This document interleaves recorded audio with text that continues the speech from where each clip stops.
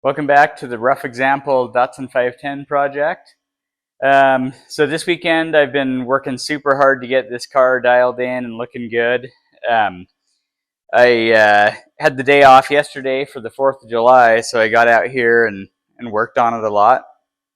Um, I guess kind of the big things I've been doing this week is getting the interior put back together.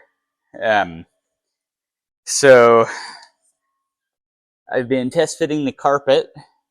I just kind of threw that in there. I haven't glued it down yet, but um, I wanted to just see if I could get the seats mounted up and the carpet, like to see if I could do the carpet. Had to do it before or after the seats. So, anyways, I got these built, or like I built the brackets to hold them down.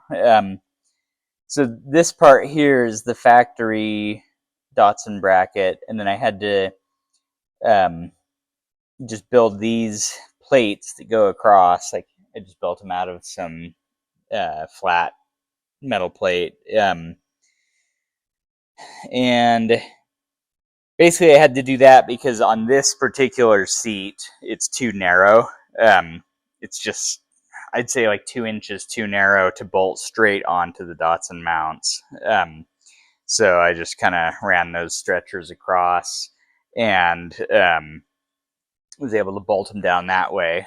But they do have sliders. I guess you can kind of see that a little bit better, where it just had to be, you know, an inch inboard on each side, really.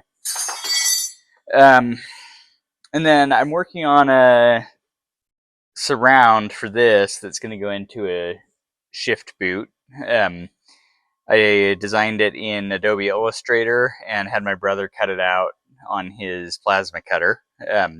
So that'll be a big aluminum plate, and it kind of wraps down onto the side a little bit because you can't really see it, but this KA transmission takes up like the entire width of the tunnel. So it kind of had to wrap around, and then we'll have fasteners that go in that way. I also got my Moon Eyes horn button in there, and they also sent me a air freshener to go with it. And I also did a big cleanup on the dashboard, like on these gauges.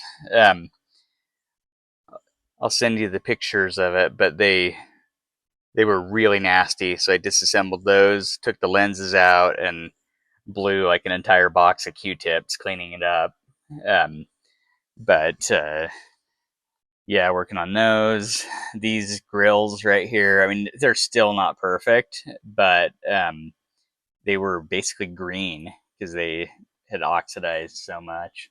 There must be some copper in it or something. Um, and then the other part that I spent most of the day on today is I've been working on this dash cap.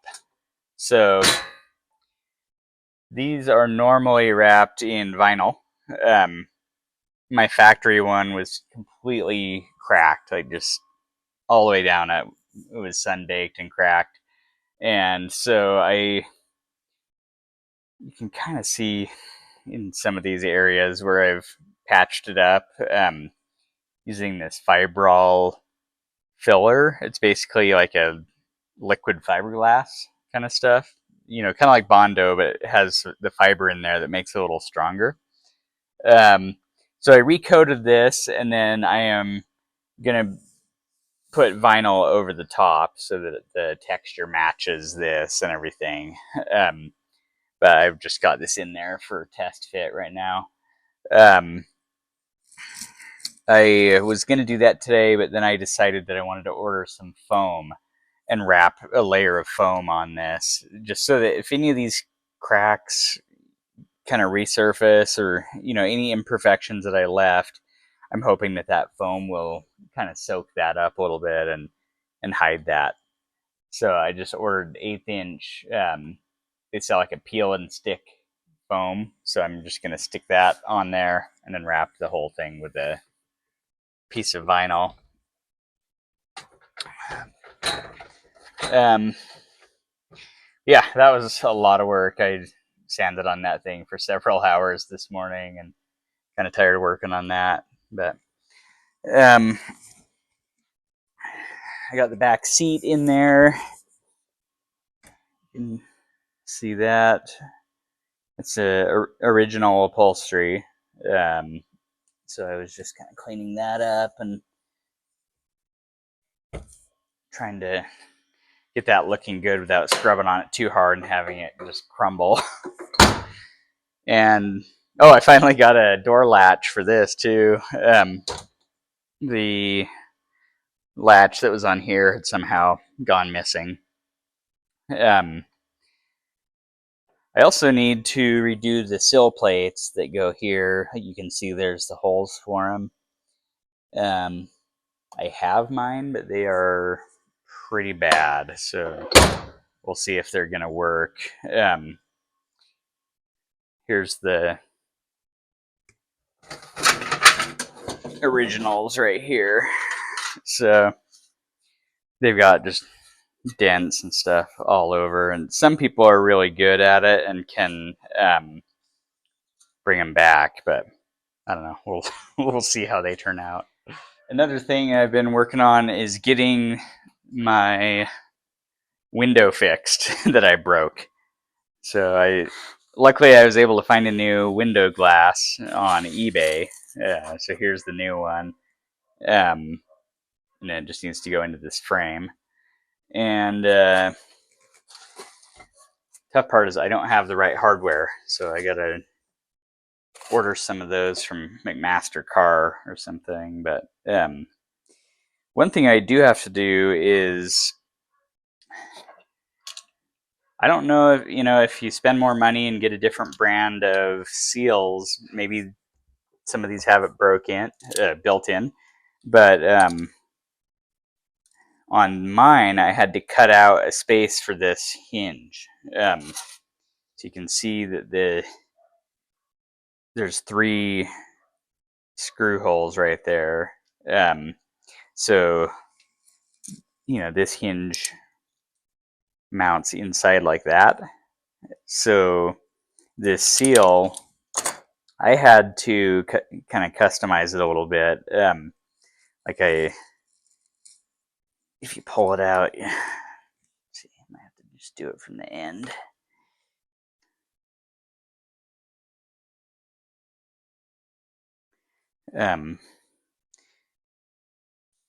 So yeah, you put the hinge in there like that and screw it on, but then that makes it too big to fit the seal in, so it would just be all like lumpy like that. So I had to actually cut the back of the seal down, like shave it down. So the way that I did that is with my sander. You can see all the black rubber crap just from doing it, but I just kind of marked it on there and fired this up, and it was able to kind of shape it with that. I tried doing it with an X-Acto knife, and that just made a mess of it. So definitely sanding worked better. But once I have that, then all the glass will be back in the car, and then I can really just be doing the wiring at this point. I need to get the Mega Squirt harness put in, and I need to cut a hole in the firewall, and trying to decide if I want to do a mil spec bulkhead connector on it, so that if I have to pull the engine, I can just you just kind of unscrew the fastener and pull it off, and then the entire harness comes with the engine. Otherwise, I could just cut a hole and run all the wires through. I haven't totally decided how crazy I want to go on it, and hopefully I'm not pulling the engine in and out often enough to care.